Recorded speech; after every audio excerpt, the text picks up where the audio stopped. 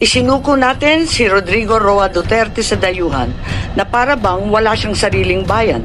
Since when did the Philippines become a province of The Hague? As far as we are concerned, we're no longer members of the ICC. And as non-members, can we possibly fall under the jurisdiction of the ICC? Yes, ma'am, I think, because we, under the... What's the use of signing or ratifying a treaty if it bears no weight? Nagsalita po ang ating mahal na Secretary John Vic na ang nagplano po rito, o yung pagkaintindi namin, itong 4 na pinangalanan ang siyang nagplano. I said it was not me. There were other people in the room, but we did not discuss any plans of any arrest. Oh, really, huh? And was that the plan from the very Yes, from the beginning? very What was, and who was really on top of this? Ikaw ho ba nagplano ng lahat ng ito? Hindi naman. It was a group effort. Secretary Chidoro was there, Secretary Anwar was there too, and the President and I. Sinabi ninyo na hindi kayo mag-isa na nagplano, kundi isang There was no grupo. planning, ma'am. Pero yun ang sabi eh. I said, hindi ako nagplano. Marami May kami- isang grupo na Ang nagplano. We were all talking about a rumor, ma'am, and that was all. Rumor lang yon. Yes, ma'am. Group effort ang sabi mo eh. Pero para lamang sa kaprasong chismis, magtitipon-tipon pa yung mga sekretary ng gabinete. Nakakatuwa naman.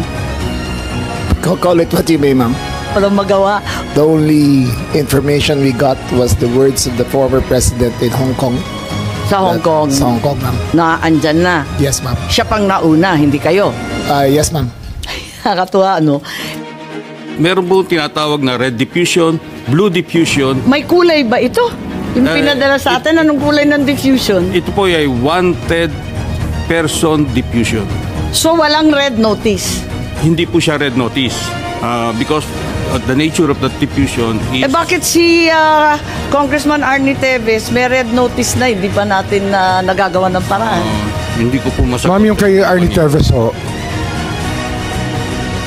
Ang pagkaintindi namin, red notice din ang sinasabi. Eh ngayon, lumalabas na wala kailanman na lumabas na red notice mula sa Interpol, kundi diffusion lamang. baka dahil sa panahon, kasi mabilis po ang pagganap ng lahat, yung mga pangyayari. So, ibig sabihin, ang katotohanan, walang red notice. Mag-ingat po kayo, you're under oath, makokontempt po tayo. Was this warrant presented to PRRD at the time he was arrested?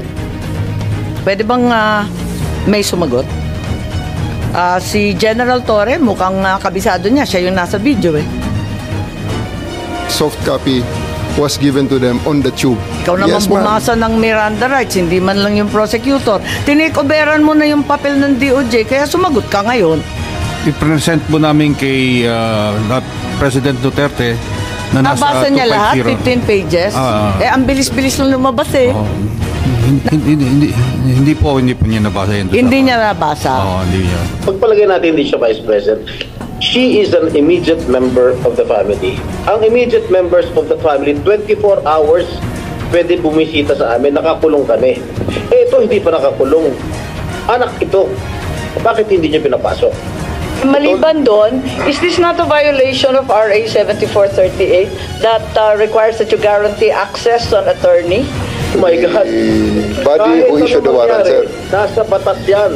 On 2 counts, immediate family na, abagada pa niya. This is bigger than Duterte.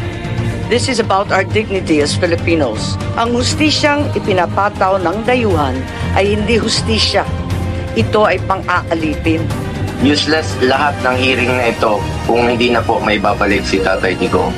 Kung kaya niyo po siyang dalahin doon in less than 1 day sa loob po ng 13 na oras, dapat kaya niyo rin po siyang ibalik dito sa lalong madaling panahon.